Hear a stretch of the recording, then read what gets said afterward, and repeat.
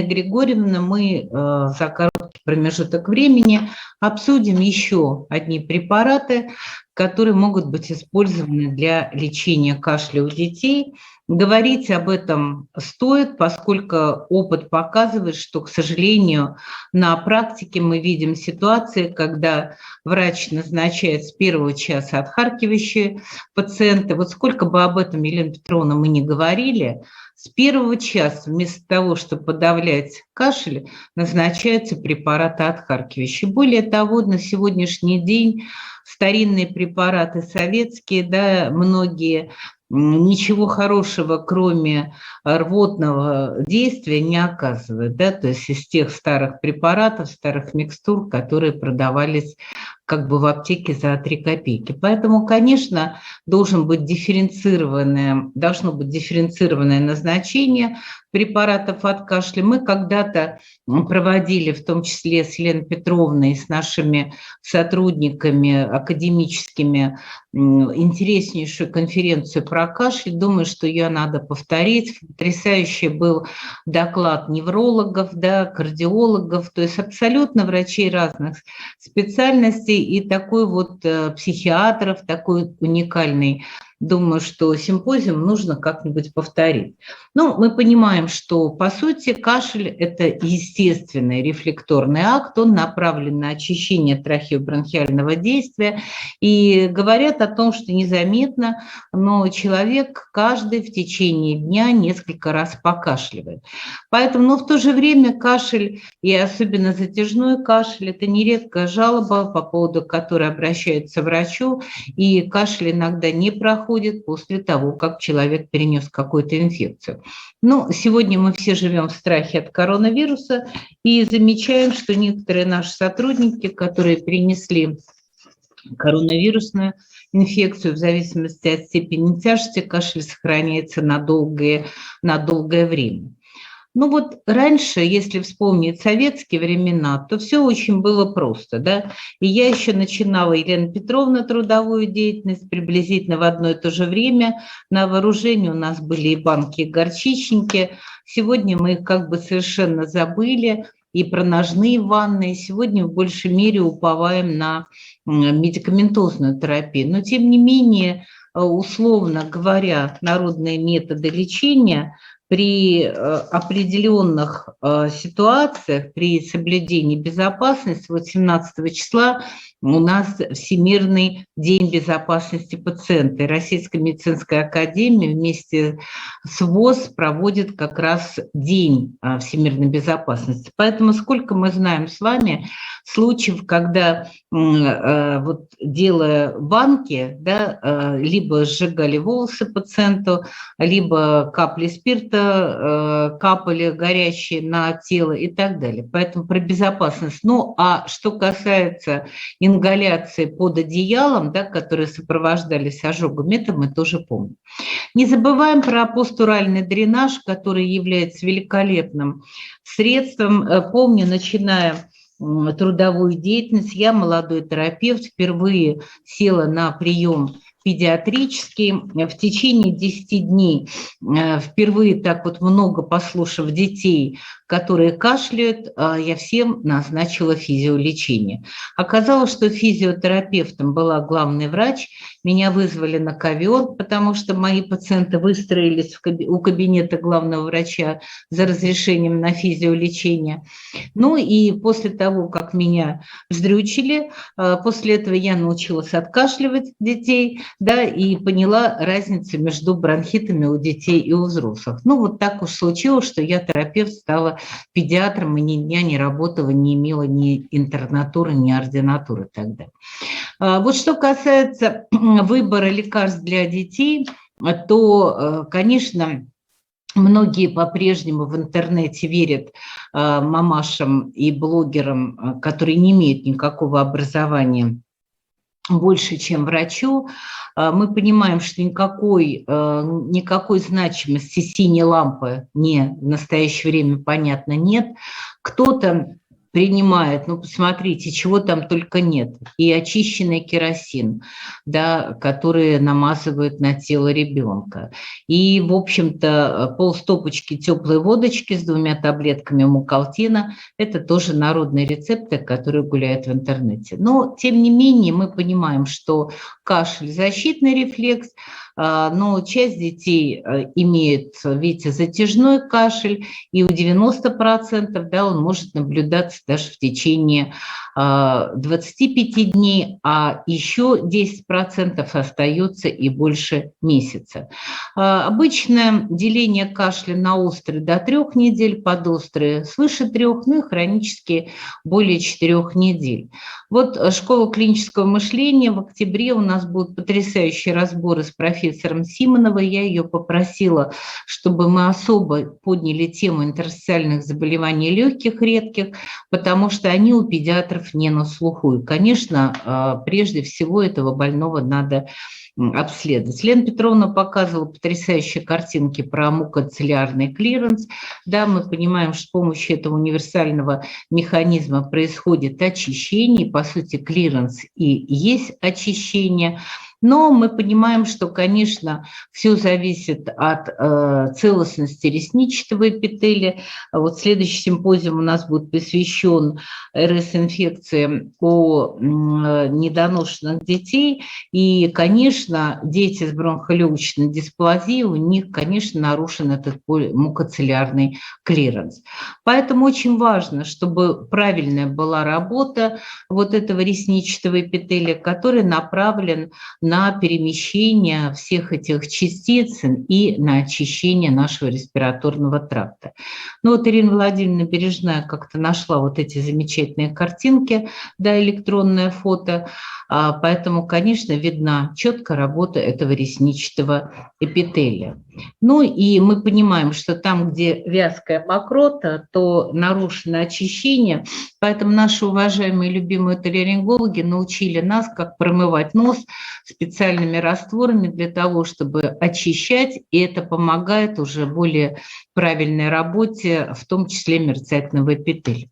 Ну вот, конечно, по характеру и по тональности кашля можно, в принципе, педиатру грамотному подумать об уровне поражения. При ларингите он вначале беззвучный, лающий, может быть, вообще как бы беззвучный, потом он становится хриплый, осиплость голоса. Сегодня мы понимаем, что круп мы научились лечить. Во времена нашей молодости с Леной Петровной Лена Петровна, видите, как я к вам присоседиваюсь? Вот во времена нашей молодости с Леной Петровной, к сожалению, были страшные случаи, когда детей не довозили до больницы, или они умирали в приемном отделении в результате стеноза гортани. Я все эти случаи помню. Сегодня, конечно, у нас гормональные средства, да, а не просто ингаляции в ванне. Ну, ванна пусть она будет, но просто препараты будесонида, которые мы используем, позволяют достаточно быстро справиться с крупом. Ну, когда речь идет о редкой проблеме опухоли средостения, это битональный, пороки развития вибрирующие, может быть продуктивный, при астме он может быть звонкий, при поражении голосовых связок, дай бог нам не встретиться с дифтерией, он может быть афонический. Но в реальной практике врача это 2 варианта. Это сухой и влажный. Причем влажный может быть он вначале непродуктивный, да, начинающийся влажный, и продуктивный. Поэтому в зависимости от этого и выбираются препараты. Особое внимание мы уделяем, конечно, народному телу. Периодически это встречается, и есть и собственный богатый опыт. Но там внезапно он заболел, и после того, как мама же не может иногда видеть, что он играл с какой-то игрушкой мелко, он попал в дыхательные пути, потому что дети все суют в рот, и после этого начал кашлять. Поэтому здесь анамнестические данные нам могут помочь.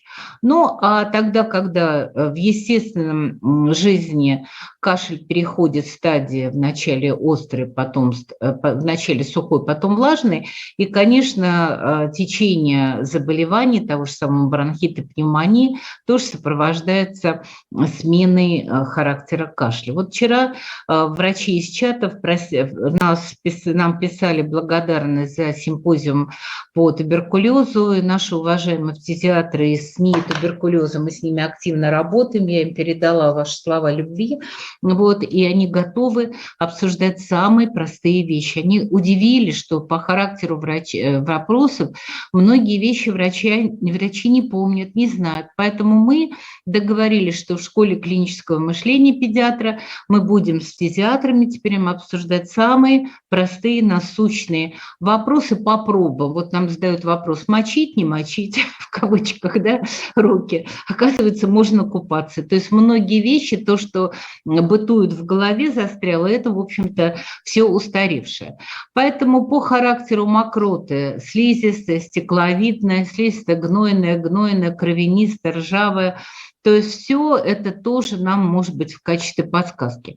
Я хочу обратить внимание на то, что Елена Петровна с ее учеником Тулуповым, они были первые, которые, в общем-то, доказали роль гастроэзофагального рефлюкса в генезе и аденоидита, и кашля, вот такого выраженного. Поэтому, Елена Петровна, благодарю вас за вашу первую такую работу потрясающую.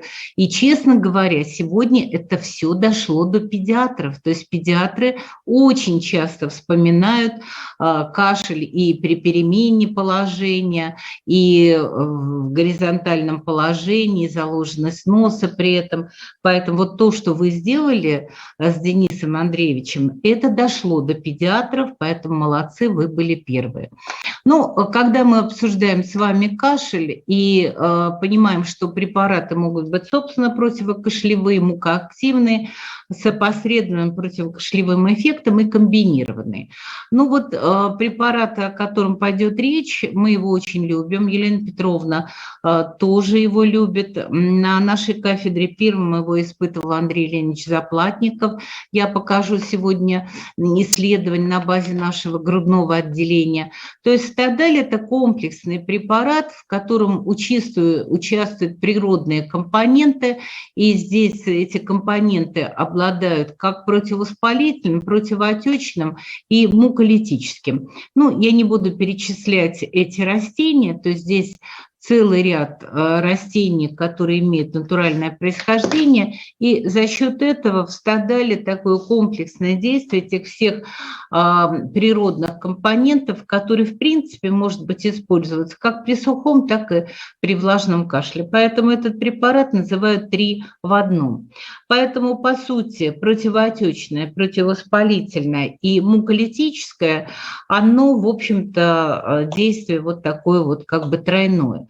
Исследование, которое проводил Андрей Леонидович, видите, уже публикация уже 2011 года, по сути, Стадаль – универсальный сироп, который ускоряет переход сухого кашля во влажный, и с группой сравнения проводилось к 3-му дню лечения, вы видите, какой четкий эффект, снижает выраженность влажного кашля в 1,5 раза, тоже к 3-му дню от начала лечения. Это исследование, которое проводила наш друг Ольга Витальевна Зайцева. Ну и исследование, опять же, это из их, это уже обновление в 2016 году, очень важно для уменьшения выраженности дневного и ночного кашля, что очень важно, когда ребенок болеет, то есть нормализация сна к 3-му дню терапии. Поэтому препарат Стадаль вам известно, его можно назначать вне зависимости от варианта кашля, и достаточно быстрый переход влажного в сухой, уменьшение интенсивности дневного и ночного, и переносимость 98% сказали, что все отлично. Поэтому препарат практически без возрастных ограничений, имеет приятный вкус, хорошую, удобную дозировку, ну и может быть применим как детям, так и взрослым. Поэтому детям по 5 мл, обратите внимание, с нуля, взрослым по 15 мл 3-5 раз в сутки, ну и такой карамельный вкус.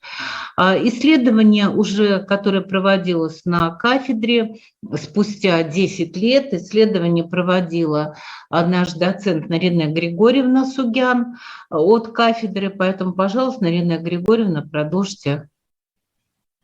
Уважаемые коллеги, вашему вниманию представляется клиническое наблюдение, наблюдательное исследование, которое проводилось на клинической базе нашей кафедры, целью которого была оценка терапевтической эффективности и переносимости препарата Стадаль. Мы применяли препарат у детей дошкольного возраста, которые обращались к участковому педиатру с проявлениями острой респираторной инфекции.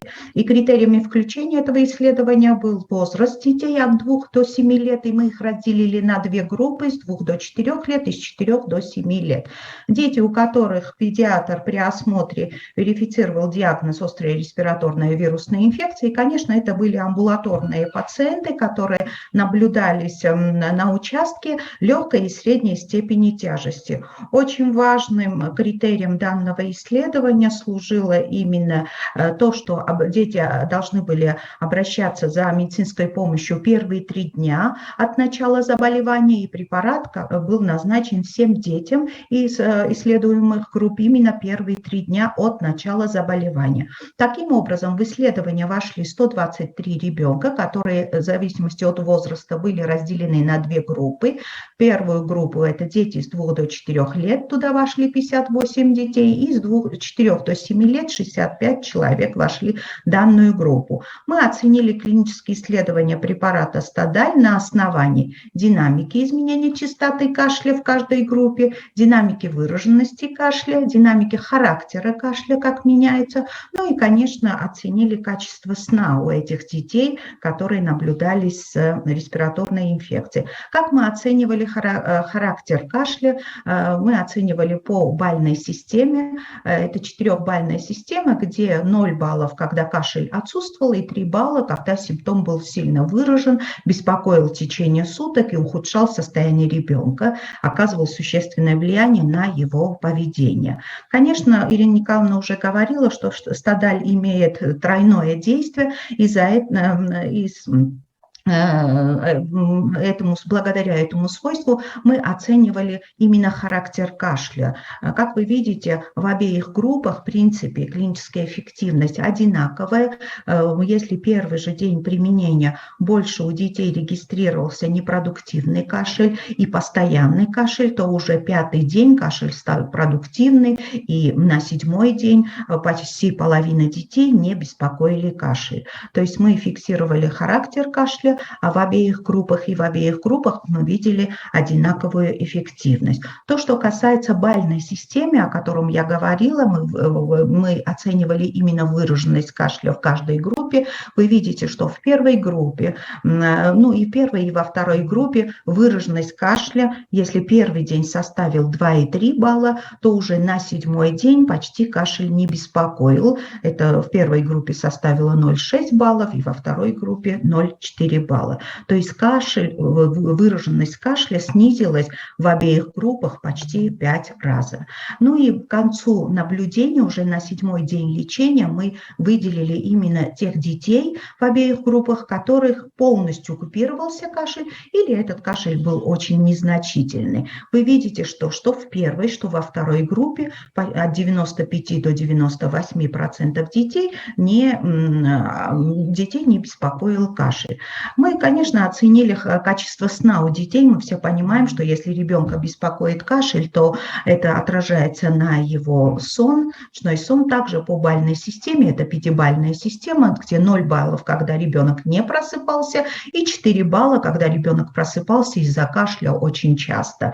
Ну и оценка, мы видим, что первый день максимальное нарушение сна у детей составило 1,7-1,5 баллов, и уже на 4 4-й день 2 раза сократилось нарушение качества сна, и на 7-й день в обеих группах у всех детей сон не нарушился. Таким образом, на основании нашего исследования мы пришли к выводам, что купирование выраженности кашля у пациентов, которые принимали стадаль, в среднем наступало на 5-й день от начала приема препарата, и в группах, принимавших стадаль, выраженность кашля на 7-й день лечения уменьшилась в среднем 4,5 раза, и больше, чем у половины детей к 7-му дню приема препарата кашель постоянно купировался. Надо сказать, что во время наблюдения на фоне приема препарата не было выявлено никаких нежелательных явлений, и дети хорошо переносили данный препарат. Спасибо. Спасибо, Нарина Григорьевна, Ирина Николаевна. Очень интересные, содержательные доклады, уважаемые коллеги. И мы по времени укладываемся, что радует, и не опаздываем. Если нет вопросов, то разрешите. Ирина Николаевна, вы с нами? Да. Елена Петровна, в зале вопрос. Да, с удовольствием отвечу.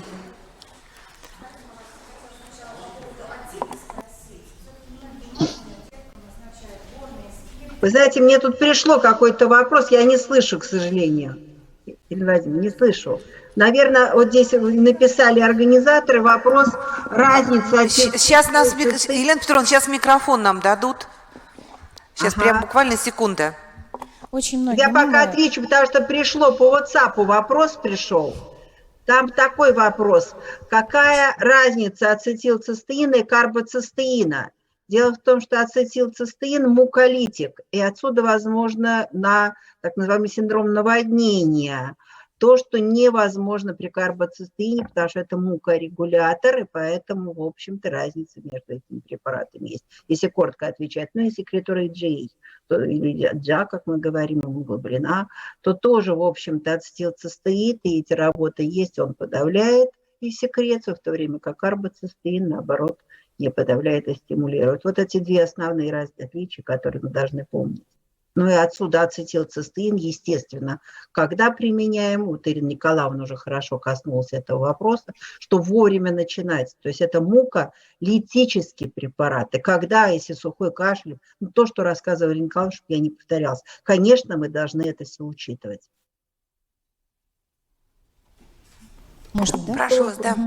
Многие мамы приводят детишек, да, и уже принимают они там борный спирт, закапывают, отипакс очень любят назначать тоже в первые дни, то есть до похода к врачу, когда не смотрится даже там барабанная перепонка и так далее. То есть, и еще вот распространено очень, сейчас многие покупают аппарат УФО, солнышко, и прям в первые же дни, то есть начинают воздействие. То есть вот эти методы, как вот можно их прокомментировать, вот вообще с позиции лечения, особенно до похода к врачу, потому что очень распространенная ситуация сейчас. Спасибо большое. Вы настолько несколько проблем глобальных подняли. Ну да. Спасибо большое. Первое, это действительно большинство нозологий, особенно наши международные клинические рекомендации. И первый этап считается самолечение, он узаконен, появилась телемедицина, может, и мы когда-то так будем жить, но пока этого, сами понимаете, дай бог, крупные города и только. И действительно, вот это самолечение, отсюда и родители, ну, и взрослые, сами дети взрослые, сам занимаются, назначают, что надо и что не надо. Поэтому это первое, что мы должны помнить, что все-таки сейчас пока этап самолечения должен быть ограничен. Второе, конечно, назначение, ну, во-первых, борный спирт вообще никак, он уже ушел, и вот тут Ирина Николаевна правильно подчеркивала, что есть методы, которые мы помним, но мы их должны забыть. С хорошей доказательной базой. Нет, однозначно нет борному спирту. Если речь идет, то мы все-таки говорим о современных препаратах, это типа оксиотинум, то есть вот препараты обезболивающие, а это действительно анальгезия на первом месте. Но, назначая эти препараты, мы должны быть уверены, что барабанная перепонка цельная. А вот для этого врачи должны смотреть барабанную перепонку и должны ее видеть. И поэтому вот появление пневмотоскопии, то есть тех возможностей, когда он должен определить, может или не может он назначить тот или иной вид анальгезии. Именно поэтому международное сообщество говорит, что все-таки системные нестероидные противовоспалительные препараты, особенно если мы не видим барабанную перепонку или не знаем, или не уверены, должны назначаться. Но то же самое касается УФО, потому что физиотерапии нету доказательной медицины, и нету этих исследований, поэтому нет, они не назначаются. И в тех клинических рекомендациях, которые сейчас сидят на сайте, вот о которых я упомянула 2 дня назад, вывешенных, прошу прощения, вывешенных на сайте, конечно, нет, и мы не имеем права назначать то, что не доказано. Спасибо большое за вопрос. Спасибо.